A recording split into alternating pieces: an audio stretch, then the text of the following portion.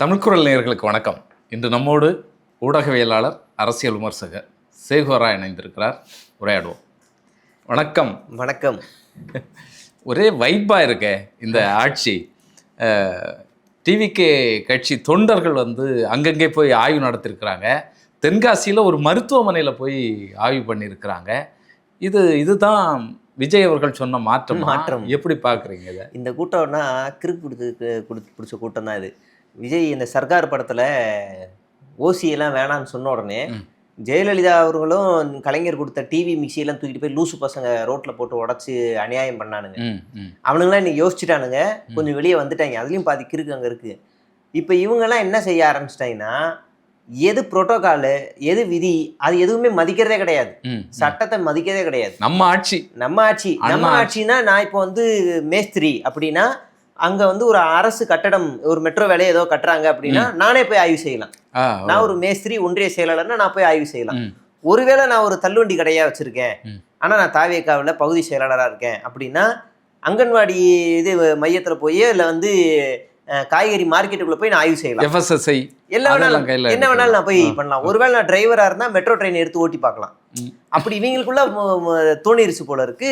இஷ்டத்துக்கு போக ஆரம்பிச்சிட்டாங்க. ஒரு பொண்ணு எங்கள் மாவட்ட செயலாளர் சொன்னார், அவர் என்ன கிளிக்கு எனக்கு புரியல, கெட்ட வார்த்தை வாயில வருது. மருத்துவமனையில் பேஷண்ட் இருக்கிறாங்க, எங்கே கூட்டத்தோட போகணும்னு அறிவு வேணாமா? அவ்வளோ கூட்டத்தோட போய் ஆய்வு பண்ணுறாங்க. முதல்ல ஆய்வு பண்ணுறதுக்கு உங்களுக்கு யார் அதிகாரம் கொடுத்தா? எம்எல்ஏவா, அமைச்சரா, யார்? அரசு துறை அதிகாரிகளாக இருக்கீங்களா? யார் நீங்கள்? அந்த பொண்ணு யாருன்னா, கரூர் சம்பவத்தில் விஜயை என்னை விட கேவலமாக திட்டுச்சு. அந்த பொண்ணு தென்காசியில என்னை விட கேவலமா விஜய் திட்டுச்சு. உங்களுக்குலாம் அறிவில்லை, என்னென்னமோ கேட்டுச்சு. இந்த வீடியோ இன்னும் வச்சிருக்கோம். அந்த அம்மா இன்னைக்கு தாவேக்காவில் பொறுப்பு வாங்கிட்டு பொறுப்புல சுத்திக்கிட்டு இருக்கிறாங்க. என்ன கொடுத்தாங்க பதவிக்கு? இவங்க காசு கொடுத்தாங்களா, இல்லை அவங்க நீங்க வாங்க, நீங்க மாற்றம் முன்னேற்றம் வாங்கி தரேன்னு சொல்லி அவங்க ஆசையை காமிச்சு கொடுத்தாங்க. இன்னைக்கு ஃபுல்லா தாவேக்காவுடைய ஆதரவாளராக மாதிரி மருத்துவமனையில போய் ஆய்வுன்ற பேர்ல அங்க போய் அரசு மருத்துவர்களுக்கும் பேஷண்ட்டுக்கும் தொந்தரவு கொடுத்து வச்சிருக்காங்க. போகவே கூடாது. தைரியமா பேட்டி வேற. அப்ப அந்த முன்னணி செய்தி நிறுவனம் அதிரடி ஆய்வு செய்த தாவேக்கா நிர்வாகி அப்படின்னு, தாவேக்கா பெண் அப்படின்னு போட்டாங்க தலைப்பை. பிடிச்ச அடின்னு அடிச்சு எல்லாம் கிழிச்சோன்னு, யாரா அந்த பொண்ணுக்கு ஆய்வு பண்றதுக்கு விஜய் அதிகாரம் கொடுத்தாரா, இல்ல விஜய்க்கே தெரியாம போச்சுன்னா அந்த லட்சணத்துல இருக்கா அப்படின்னு கேள்வி மேல கேள்வி கேட்ட உடனே அடுத்த தலைப்பு வருது. மருத்துவமனையில் அதிகாரம் ரைடு நடத்திய அந்த பெண் யார்?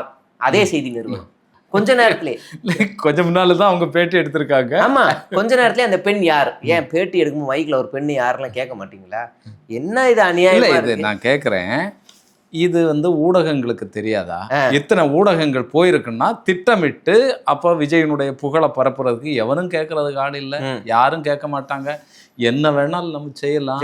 ஒரு திரைப்பட அந்த வைபிலே இருக்காங்களா? சினிமாவில் நிகழ்த்தினதை இங்க நம்ம நிஜத்துல நிகழ்த்தி. அதான் இப்ப விஜய் என்ன செய்யணும், தென்காசி மாவட்ட செயலாளரை கைது பண்ணணும், எல்லாம் வழக்கு பதிவு செய்யப்படணும். இந்த பெண் மீதும் வழக்கு பதிவு செய்யப்படணும். அதிகார துஷ்பிரயோகம் செஞ்சிருக்காங்க.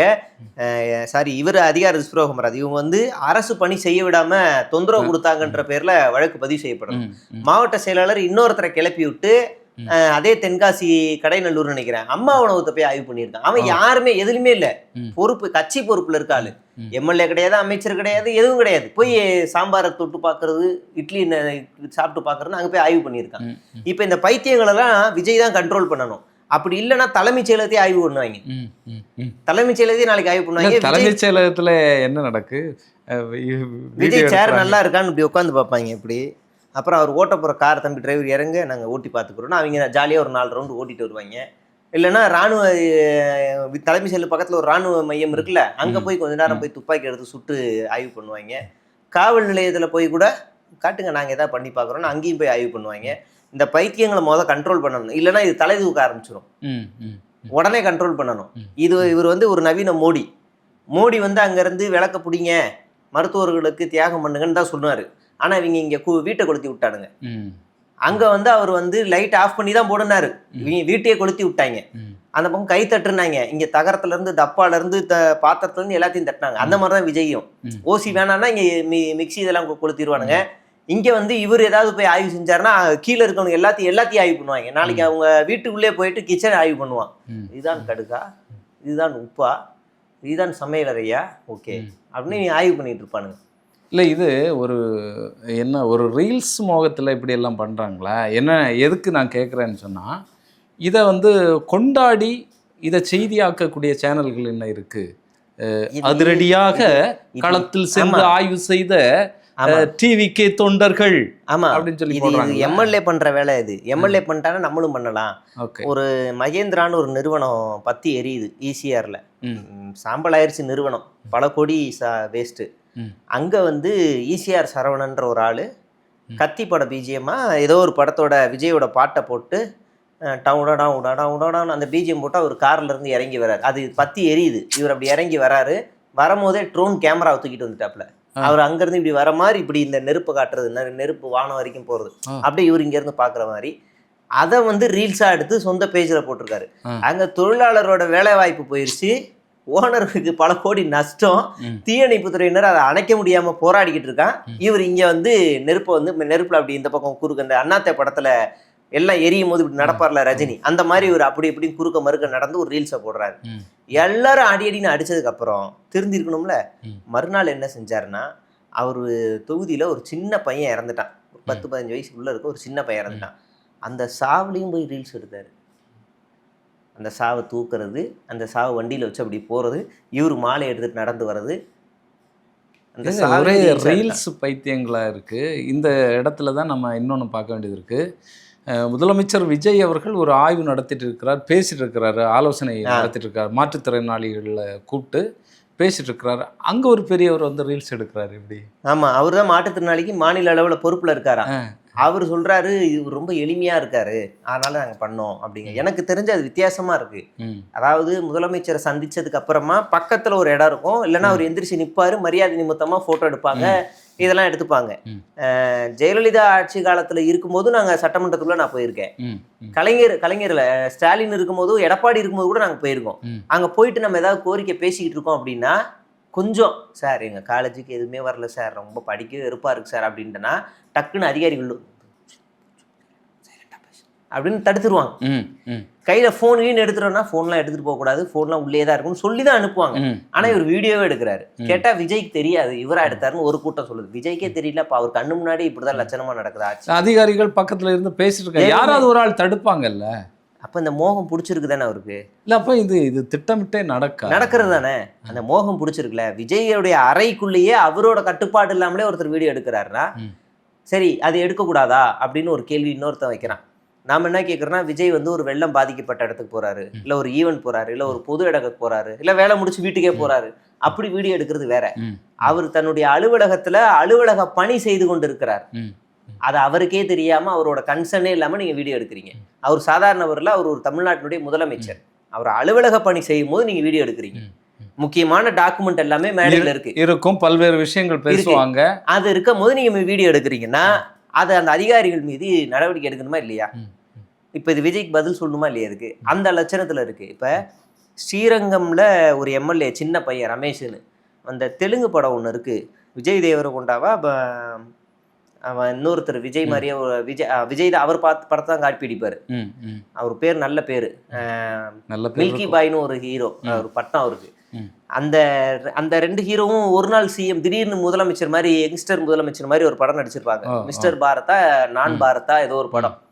அந்த படத்துல இவர் என்ன ரூல் போடுவார்னா, டிராஃபிக் ரூல்ஸை மீறினா 10,000 ரூபா ஃபைனு, 1 மாசம் சம்பளமே கட்டணும். ஹெல்மெட் போடலன்னா, சரி ஹெல்மெட் போடலன்னா 1 மாசம் சம்பளமே ஃபைனு, 10,000 ரூபா 20,000 ரூபா அப்படி ஃபைனு.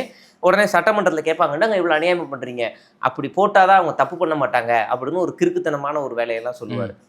சரி, இது ஒரு லாஜிக்கா, இது ஒரு வகையில பார்த்தா கூட இந்த படத்தை பார்த்துட்டு வந்திருப்பார் போல இந்த ஸ்ரீரங்க எம்எல்ஏ. ஒரு மருத்துவமனைக்கு போய் ஆய்வு பண்றாரு. ஆய்வு பண்ணும்போது அந்த ஸ்ட்ரெச்சஸை தள்ளிட்டு போற ஊழியர்கள் 10 ரூபா 20 ரூபா கேட்குறாங்களாம். அதுக்காக அவங்கள வேலையை விட்டு தூக்கிட்டாரு. எனக்கு புரியலையோ, 10 ரூபா வாங்குறது தப்பு. 10 ரூபா வாங்குறது யாரு? கூலி தொழிலாளி. அதை கொடுக்கறது யாரு? அவனும் கூலி தொழிலாளி. அரசு மருத்துவமனைக்கு அவங்க தான் வருவாங்க. இப்போ 10 ரூபா வாங்குறீங்கன்னா நீங்க என்ன சொல்லணும்? இதான் லாஸ்ட் வார்னிங்க, இனிமே வாங்காதீங்க அப்படின்னு சொல்லணும். ஏன் அந்த தொழிலாளி அங்கே வாங்குறான்னா, அவன் கான்ட்ராக்ட் லேபர், 15,000 ரூபா சம்பளம்னு சொல்லிட்டு 10,000 தான் கொடுப்பாங்க. 10,000 ரூபா சம்பளத்தை வச்சுக்கிட்டு காலையில 8 மணிலேருந்து அவன் அடுத்த 8 மணி நேரம் வரைக்கும் வேலை செய்ய முடியுமா? திடீர்னு பேஷண்ட் லாஸ்ட் நேரம் வந்துட்டு அதையும் நின்று தான் பார்க்கணும். நீங்க சாதாரணமாக எந்த ஜிஹெச்சுக்கு போனாலும், இப்போ நீங்க சென்னை ஜிஹெச்கே போனா கூட 5வது 6வது மாடியில் நமக்கு தெரிஞ்சவங்க யாராவது ஒருத்தர் அடிபட்டோ இல்லை இறந்துருக்காங்க அப்படின்னா பாடியை கீழே வரைக்கும் கொண்டு வரணும், இல்லை அவங்கள ஸ்ட்ரெச்சஸில் வச்சு தள்ளிட்டு வரணும் அப்படின்னா கேட்காம தள்ளிட்டு வந்துருவாங்க. கீழே வரைக்கும் வந்ததுக்கப்புறம் ஏதாவது டீ ஏதாவது கொடுங்க அப்படின்னு கேட்பாங்க. சில பேர் கொடுப்பாங்க, சில பேர் இல்லைன்ட்டாங்க, சரி போங்க அப்படின்ட்டு அவங்க அப்படியே மன வருத்தத்தோட போயிடுவாங்க. அதான் அவங்க வந்து கேட்குறது. அதை கொடுக்கறனால எதுவும் பெரிய இதெல்லாம் கிடையாது. நீங்கள் அதே மாதிரி மார்ச்சுவரியில் கூட பிணக்கூராய்வு போடுறவங்க கூட பார்த்து செய்யுங்க, 4 பேர் இருக்கோம் டீ அப்படிதான் கேட்பாங்களே தவிர கொடுத்தாதான் பண்ணுவேன், கொடுத்தாதான் கீழே ஸ்ட்ரெச்சஸ் எடுத்துகிட்டு போவேன் அப்படிலாம் கேட்க மாட்டாங்க. 2வது நீங்கள் பாடியை கவர்மெண்ட் ஆம்புலன்ஸ்லேருந்து எடுத்துகிட்டு போகும்போது வீட்டுக்கு வந்து பாடி கொடுப்போம். அப்படி கொடுக்குற இடத்துல ஒரு ஃபார்மில் வந்து கையெழுத்து வாங்குவாங்க அந்த ஆம்புலன்ஸ் டிரைவர். வாங்குற இடத்துல ஒரு லெட்டர் எழுதியிருக்கும், ஆம்புலன்ஸில் எடுத்துகிட்டு வரும்போது அந்த ஆம்புலன்ஸ் ஊழியருக்கு எந்த தொகையும் நாங்கள் கொடுக்கவில்லை அப்படின்னு ஒரு விதி இருக்கும். ஆனால் நம்ம அதில் கையெழுத்து போடுவோம். ஆனால் அவர் வந்து ஒரு கொடுங்க சாப்பிட்ணும் அப்படின்னு கேட்பார். ஏன்னா அந்த ஆம்புலன்ஸ் டிரைவர் காலையிலேருந்து ராத்திரி வரைக்கும் பிணங்களை எடுத்துட்டு சென்னை முழுக்க ஒவ்வொரு இடத்துலையும் டெலிவரி பண்ணிக்கிட்டே இருப்பார். ஒரு ஆம்புலன்ஸில் 4 இருக்கும், கீழே 2 ரேக்கில் 4 2ன்னு இருக்கும். அப்போ அவர் டெலிவரி பண்ணிக்கிட்டே இருக்கணும், சாப்பிடலாம் நேரம் இருக்காது, எங்கே வச்சுட்டு நிற்க முடியும், அதுக்குள்ளே இங்கே ஃபோன் வந்துடும், இன்னொன்று எடுத்துகிட்டு போப்பா அப்படின்னு. ஆனால் அவ்வளோ இது இருக்குது. ஸோ அப்போ அவர்கிட்ட கொடுக்குறாங்க, ஒரு இதுக்காக ஒரு உதவியாக பார்த்துக்கலாம், ஏதோ ஒன்று கொடுத்துக்கலாம். அவங்க வேதனையில் இருக்கும்போது செந்தாயான்னு கொடுத்துருவாங்க. இனிமேல் வாங்காதீங்கன்னு சொல்லி கொடுக்குறத விட்டுட்டு ஒட்டுமொத்தமாக வேலையை விட்டு தூக்கிடுறது. இப்போ எங்கே நடவடிக்கை எடுக்கணும்? இந்த ஓபி போடுற கவுண்டரில் ஒரு ஆள் உட்காந்துருக்காரு, நீ காசு கொடுத்தா தான் ஓபி போடுவேன் அப்படின்னா எடுக்கலாம். இல்லை டாக்டர் வந்து நீ காசு கொடுத்தா தான் அவனுக்கு ஊசி போடுவேன் அப்படின்னு அரசுல ஒரு கமிஷன் கேட்குறான்னா ஓகே, அப்படி ஏதாவது நீ வந்து சொல்லலாம்.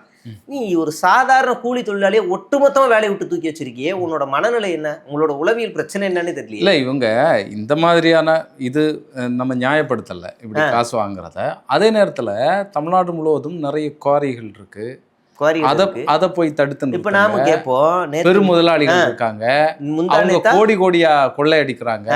முந்தானேத்தான் நினைக்கிறேன் வெளியெல்லாம் போனா ஒரு 95 கோடி ரூபாய் ஊழல் செஞ்ச ஒரு லாரி முழுக்கும் சார்ஜ் ஷீட் ஃபைல் மட்டும், ஒரு லாரி முழுக்க குற்ற பத்திரிகை மட்டும் ஒரு நபர் மேல தேடப்படும் குற்றவாளி, பிரபல குற்றவாளி, அவர் செங்கோட்டையன் தலைமையில தாவேக்கால இணைகிறாரு.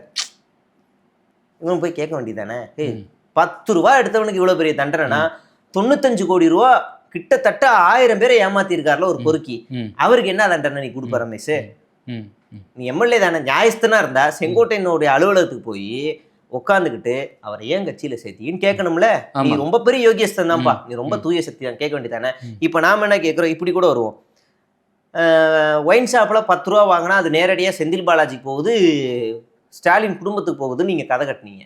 இப்ப இந்த ஸ்ட்ரெச்சஸ்ல 10 ரூபா வாங்குறாரு, அந்த 10 ரூபா இப்ப என்ன அருண்ராஜுக்கு போகுதா, மருத்துவத்துறை அமைச்சருக்கு? அருண்ராஜ்ல இருந்து விஜய்க்கு போகுதா? யாருக்கு போகுது அந்த 10 ரூபா? அப்ப இவங்கிட்ட என்ன பிரச்சனை இருக்குன்னு நம்ம பார்க்கணும்ல. இப்படி ஆளாளுக்கு அதிகாரத்தை கையில எடுத்துக்கிட்டு தன்னுடைய அதிகார வரம்புக்கு மீறி எல்லா வேலையும் பார்க்க ஆரம்பிச்சிட்டாங்க. அதுதான் இப்ப இங்க பெரிய சிக்கலமா இல்ல. இத காட்டுறதன் மூலமாக தமிழ்நாடே மாறிடுச்சு பாருங்க. அவங்களே இறங்கி களை எடுக்க ஆரம்பிச்சிட்டாங்க, இங்க ஊழலை தடுத்து நிப்பாட்டிட்டாங்க அப்படிங்கிற ஒரு இதை உருவாக்குறதுக்காக இப்படி பண்றாங்க. இஷ்டத்துக்கு என்னன்னா இஷ்டத்துக்கு அதிகாரிகளோட மீட்டிங் போடுறாங்க. ஒரு ஜோசியக்கார ஒருத்தவங்க எம்எல்ஏ ஆயிருக்காங்க, நல்ல ராணி சோஃபால உட்காந்துக்கிட்டு அதிகாரிகளுக்கு சேர், உடனே செய்திகள்லாம் பிளாஸ்டிக் சேர்ல உட்கார வச்சுட்டாங்க அதிகாரிகள்னு செய்தி வந்த உடனே மறுநாள் விளக்க வீடியோ போடுறாங்க. இங்க பாருங்க, இது லெதர் தான், இது லெதர் சேர், பிளாஸ்டிக் சேர் இல்ல, லெதர் சேர்ல தான் உங்களை உட்கார வச்சிருக்கேன். ரைட்டு, நீங்க எந்த சேர்ல உட்காந்தீங்க? சமம்னா என்ன தெரியுமா? நீங்க வந்து தலைமைச் செயலகத்துக்கு போனீங்க அப்படின்னா விஜய் அவர் உட்கார்ந்துருக்கிற சேரும் எதிரில் உட்காரக்கூடியவர்களுடைய சேருக்கும் எந்த வித்தியாசமும் பெருசா இருக்காது, சமமா இருக்கும், எந்த வித்தியாசமும் இருக்காது. நீங்க அடுத்த அமைச்சரவைக்குள்ள போனாலும் அமைச்சர்களுக்கும் கொடுக்கப்பட்ட அறைகளுக்கு போனா கூட அவருடைய சேரும் இந்த சேரும் ஒரே மாதிரிதான் இருக்கும். சபாநாயகருக்கு மட்டும்தான் தலைமைச் செயலகத்துல ஒரு பெரிய பொறுப்பு இருக்கும், ஏன்னா அவர் 2 பேருக்குமே சபாநாயகர். மற்ற எல்லாருடைய சேர் எப்படி இருக்கு? முதலமைச்சருக்கும் அதே சேர் தான், எதிர்கட்சிக்கும் அதே சேர் தான், கடைகோடியில இருக்க எம்எல்ஏக்கும் அதே சேர் தான். அப்ப கடைகோடியில இருந்து தேர்வு செய்யப்பட்ட இந்த எம்எல்ஏ ராணி சேர்ல உட்காந்துக்கிட்டு, நீங்க படிச்சது அஸ்ட்ராலஜி, உங்க எதிரில் படிச்சவங்க எல்லாருமே அதிகாரிகள், நல்லா பெரிய படிப்பு படிச்சுட்டு வந்திருக்கவங்க, அவங்கள நீங்க இப்படி சரிசமமா ட்ரீட் பண்ணாம இப்படி ட்ரீட் பண்ணிட்டு இன்னைக்கு விளக்க வீடியோ வேற கொடுத்துக்கிட்டு இருக்கீங்க. இல்ல எம்எல்ஏ அந்த இது அலுவலகம் வேலை பார்த்துட்டு இருக்கிறாங்க, அதனாலதான் நான் இங்க உட்கார்ந்தேன். நான் அந்த தோரணையே வேற மாதிரி இருக்கு, அம்மா உட்கார்ந்துருந்த தோரணையே வேற. நீங்க தோரணை கால் மேல கால் போடுறது அதெல்லாம் கூட தாண்டி அதெல்லாம் வேற, அது அவங்களுடைய தனிப்பட்ட விருப்பமாக இருந்தா கூட எதிரில் இருப்பவர்களை நீங்க நடத்துற விதம் இருக்குல்ல, அது கொஞ்சம் கண்ணியத்தோட இருக்கணும்ல. அந்த சோஃபாவை தூக்கி போட்டு நீங்களும் அதே மாதிரி ஒரு சேரை போட்டு உட்கார வேண்டியதானே? இல்லை இருக்கட்டும் அப்படின்னு உட்கார வேண்டியதானே? நீங்கள் காமராஜரை முன்னுதாரணமாக வச்சுட்டீங்க. காமராஜர் அதிகாரிகள் உட்காராம அவர் உட்கார மாட்டார். நீ உட்காரியா? இல்லை நீ உட்காரு, நீ படிச்சவன் உட்காரு, அப்புறம் நான் உட்காடுறேன், உட்காரியா, நீ உட்காரியான்னு அவங்க நின்றுக்கிட்டே இருப்பாங்க. அவங்க உட்கார்ந்ததுக்கப்புறம் இவர் உட்காருவார். பெரியார் அதுக்கு மேல எளிமை வாய்ந்தவர். அண்ணாவை நீ தூக்கி பிடிக்கிற, அண்ணாவும் அப்படிதான். இப்படி எல்லாரையும் பார்த்துட்டு வந்து வளர்ந்தவங்க நீங்க இப்ப நீங்க இந்த மாதிரி பண்ணிக்கிட்டு இருக்கீங்களே, நீங்க என்ன தூய சக்தியா? இல்லை, இந்த செய்திகள் வந்து விஜய் அவர்களுக்கு போகுமா, இல்லைன்னா இந்த கூட்டமே ஒட்டுமொத்தமாக இப்படி செஞ்சுட்டு இருக்கலாம்? ஏன்னா தொடர்ந்து பொய்யை பரப்பிட்டு இருக்கிறாங்க. ஒரு பக்கம் பார்த்தீங்கன்னா 10 மணிக்கு பாருங்கள் கடையை பூட்டிட்டோம், 12 மணிக்கு கடையை திறந்துட்டோம், பல்வேறு விஷயங்கள், டோல் ஃப்ரீ நம்பரு, இந்த இது இபிக்கு நீங்கள் அதில் தான் ஒரு விஷயம் சொல்ல வந்து அந்த காஜா பீடியினுடைய தலைமையகத்துக்கு போகுது போல் அந்த டோல் ஃப்ரீ ஊழலை ஒழிக்கிறதுக்கு எங்கே நீங்கள் ஊழல் தென்பட்டாலும் உடனடியாக நீங்கள் இந்த டோல் ஃப்ரீ நம்பருக்கு வந்து கூப்பிடலாம் அப்படின்னு சொல்லிட்டு போட்டுட்டாங்க போல் இருக்கு. இப்போ அது அடித்தா காஜா பீடி தலைமையகத்துக்கு போகுது. ஹலோ, எத்தனை கட்டு காஜா பீடி வேணும்னு சொல்லி கேட்குறாங்க போல் இருக்கு. இதெல்லாம் எப்படி புரிஞ்சுக்கிறது? விஜய் வந்த பிறகு மிகப்பெரிய ஒரு மாற்றத்தை நிகழ்த்தி இருக்கிறாங்க அப்படிங்கிறதுக்கு. 717 கடைகளை மூடுறோன்னாங்க, 512 கடைகளை மூடிட்டேன்னாங்க. எந்தெந்த இடத்துல எந்தெந்த கடையை மூடி இருக்காங்கன்ற பட்டியலே இன்னும் வரல. எங்கெங்க மூடி இருக்கீங்கன்னு பட்டியலே வரல.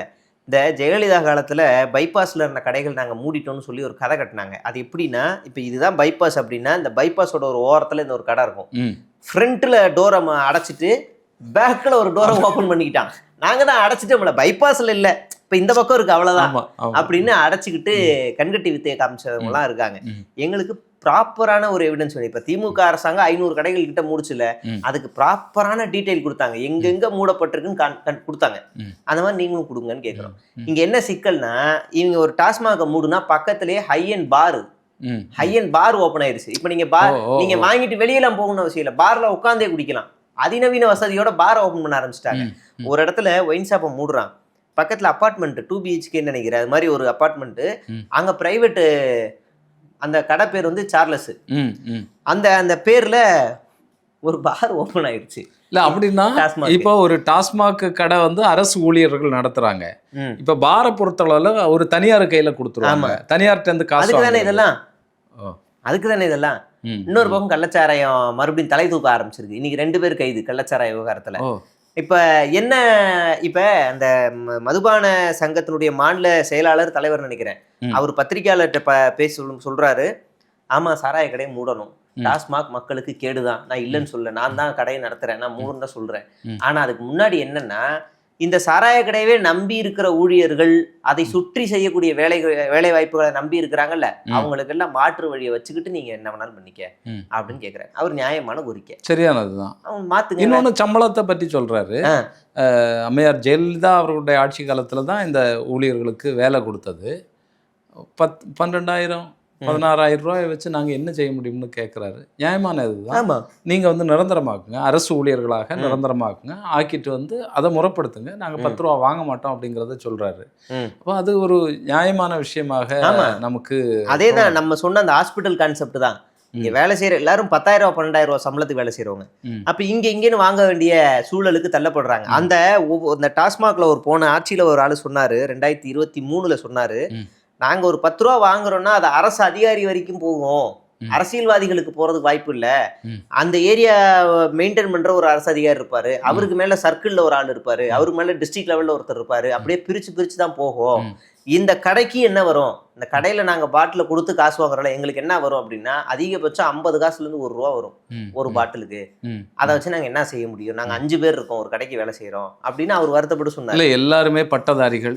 ஆமா, எம்ஏல இருந்து என்ஜினியரிங் இதெல்லாம் படிச்சுட்டு இதுல வேலை பார்க்குறாங்க. இதுல வந்து நம்ம எல்லா அரசுகளையும் நம்ம குற்றம் சாட்ட வேண்டியதான். இந்த விஷயத்தில் குறைவான சம்பளத்தில் அவங்கள அடிமைகள் மாதிரி நடத்துறது, அவருடைய வாழ்க்கை வந்து மேம்படணும்னா அவங்க இந்த மாதிரியான நிலைமைக்கு தள்ளப்படுறாங்க. அது நியாயப்படுத்தல, நம்ம தள்ளப்படுறாங்க. அது தள்ளப்பட்டதை மீட்டு உருவாக்க வேண்டியது இந்த அரசோட கடமை. அதை தான் நீங்கள் செய்யணும். இப்போ குவார்ட்டருக்கு 10 ரூபா வாங்கினவங்களாம் 20 ரூபா வாங்குறான். ஆமாம், 20 ரூபா வாங்குறான். அவன் போயிட்டு என்ன 20 ரூபா வாங்குற, தாவேக ஆட்சி என்னது, நானும் தாவேக்காரன் தான்டா, குர்ரா 20 ரூபாய், ஏன்னா அவன் உள்ள இருந்து வாங்குறான். அப்படி நிலைமை தள்ளப்பட்டிருக்கு. இப்ப திமுக வந்து என்ன சொல்லுச்சு, பாட்டில திருப்பி கொடுத்தா நாங்க வந்து காசு கொடுக்குறோம்னு வச்சுல. ஆனா அதை அமல்படுத்த முடியலனாலும் ஒரு சில இடங்கள் அமல்படுத்தினாங்க, சில இடங்களை பண்ண முடியல. இப்ப அதை நீ அமல்படுத்தி இப்போ உன்கிட்ட தானே ஆட்சி அதிகாரம் இருக்கு, நீ இனிமே திமுகன்னு சொல்ல முடியாது இந்த சின்ன சின்ன விஷயங்களுக்கெல்லாம். அப்ப அதையும் செய்யணும்ல, செய்யல.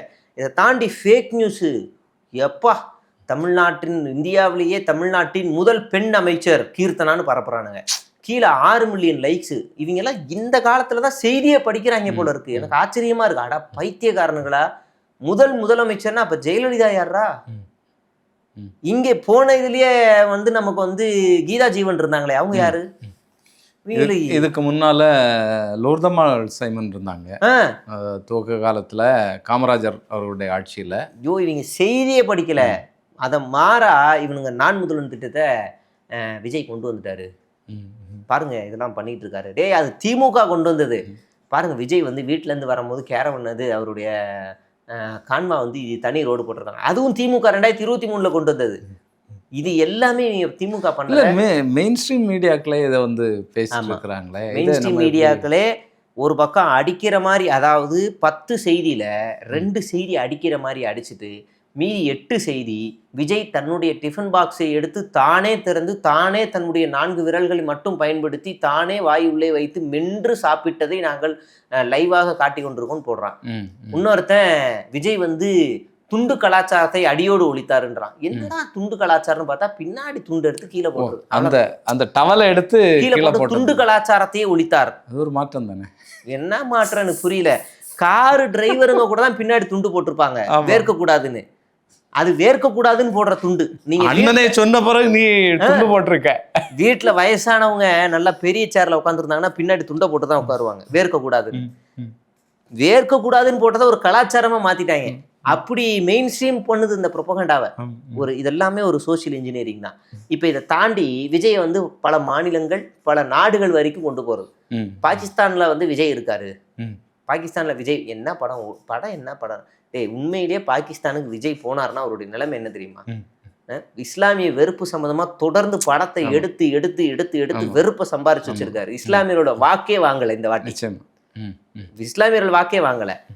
நீங்க போய் கெஞ்சிக்கிட்டு இருக்கீங்க IUMLட்ட, ஐயா 2 சீட்டை கொடுங்கன்னு. இன்னொரு பக்கம் டெல்லி, பீகார், உத்தரப்பிரதேஷ், ஜார்க்கண்ட், காஷ்மீர், இப்படி எல்லா இடங்கள்லையும் விஜயோடைய அங்கெல்லாம் வரப்போறாரு. எனக்கு புரியல. இப்போ உத்தரப்பிரதேசில் கட்சி ஆரம்பிச்சிருச்சா உத்தரப்பிரதேஷ் வெற்றி கழகம்னு வருமா, டெல்லி வெற்றி கழகம்னு வருமா? என்ன கொடுமை இது.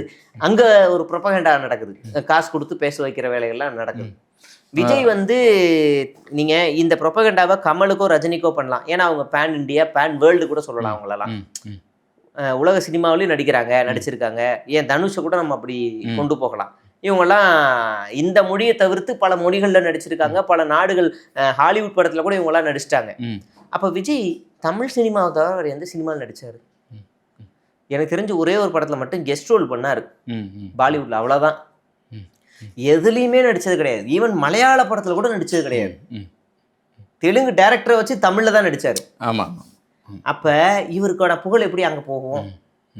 இங்க இருக்க ஏதாவது ஒரு நடிகரோட புகழ் அங்க போயிருக்கா? இல்ல, அது அண்ணன் பாருங்க, அடுத்த பிரைம் மினிஸ்டர் அவர் தான். PM மோடி அவர்களுக்கு இருக்கக்கூடிய அதே ராசி வந்து இவருக்கு இருக்கு. ஒருத்தன் போட்டிருந்தான் இந்திய அதிபர் ஆகிறாருன்னு. சரி, அப்படிதான் ஓடிட்டு இருக்கு இந்த ஆட்சி. தொடர்ந்து பேசுவோம் என்னென்ன நடக்கிறது அப்படிங்கிறது. உங்களுடைய நேரத்திற்கும் கருத்திற்கும் நன்றி. நன்றி தோழர்.